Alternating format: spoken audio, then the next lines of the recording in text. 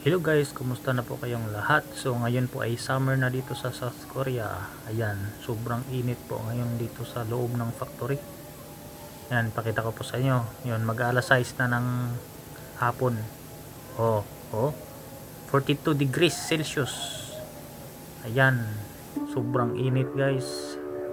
Kala ko sa Korea ay okay lang yung init. Kaya lang kaso ang summer ano din pala, sobrang init.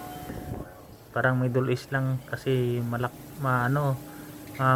yung humidity, tsaka lang humidity niya dito ay yan pabago-bago, minsan pag 41 ayan, pero yung oras niya ay alas 6 na ata, alas 6 na yan. Yan, nag voice over lang ako kasi maingay po sa loob ng factory guys. Ayan, so bumawi po yung summer, yung init.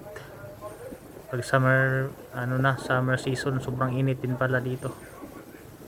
Yun, ang laki ng electric fan dyan. Yan